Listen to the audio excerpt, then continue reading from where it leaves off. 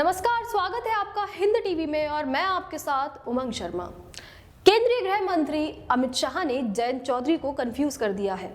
पश्चिम उत्तर प्रदेश में सपा के साथ जाटों को जोड़ने के अभियान पर निकले जयंत चौधरी बैकफुट पर आ गए हैं। अमित शाह की जाट नेताओं के साथ बैठक के बाद जयंत चौधरी का आधार खिसकता दिखाई पड़ रहा है और अब जयंत उसी आधार को वापस लाने की कोशिश में लग गए हैं। पश्चिम उत्तर प्रदेश के बदलते समीकरण को समझने के लिए देखिए ये रिपोर्ट। दिल्ली में केंद्रीय गृह मंत्री अमित शाह ने जाट समाज के नेताओं के साथ मीटिंग की।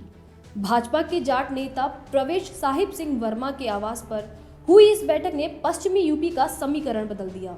इस बैठक में जाट नेताओं को तो भरोसा दिलाया ही गया, साथ ही राष्ट्रीय लोकदल प्रमुख जयंत चौधरी को भी बड़ा ऑफर दिया गया। इसके कारण चौधरी अब अपनी स्थिति मजबूत करने के लिए सफाई देते फिर रहे हैं। अमित शाह ने सपा की ओर इशारा करते हुए कहा कि जयंत चौधरी गलत घर चले गए हैं। यही नहीं, जयंत चौधरी के लिए चुनाव के बाद भाजपा का दरवाजा खुले रहने की बात भी कही गई। इससे जयंत चौधरी का चुनाव के बाद सपा के साथ गठबंधन बनाए रखने को लेकर कंफ्यूजन पैदा हो गया। इसके कारण चौधरी अब सफाई दे रहे हैं कि उनका भाजपा के साथ जाने का कोई इरादा नहीं है। चौधरी जयंत सिंह ने इस कंफ्यूजन को दूर करने के लिए कहा कि यह न्योता मुझे नहीं, उन 700 किसानों के परिवार को दें जिनके आपने घर उजाड़ दिए। यही नहीं, जयंत ने बीजेपी पर सीधा हमला बोलते हुए कहा कि मैं कोई चवन्नी नहीं जो पलट जाऊंगा। आप मेरे से क्या उम्मीद कर रहे हैं? मैं ऐसे फैसले अकेले नहीं लेता, ना ही बंद कमरों में लेता। हम लोग अपनी दिशा नहीं बदलेंगे। लाठियां खाई हैं, संघर्ष किया है, जनता के मुद्दों को उठाया है। हमें वही करना है जो चौधरी साहब ने रास्ता दिखाया है। उन्होंने 1 साल से ज़्यादा दिल्ली बॉर्डर पर चले किसान आंदोलन की ओर इशारा करते हुए कहा कि अगर इनके दिल में किसानों के लिए इतना सम्मान होता तो किसानों पर लाठियां नहीं बरसाते। दरअसल भाजपा की इस चुनावी रणनीति से पश्चिम उत्तर प्रदेश का समीकरण बदल गया है।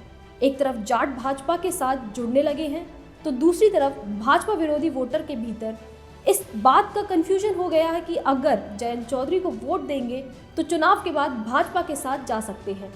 पहले भी राष्ट्रीय लोकदल और भाजपा का गठबंधन हो चुका है।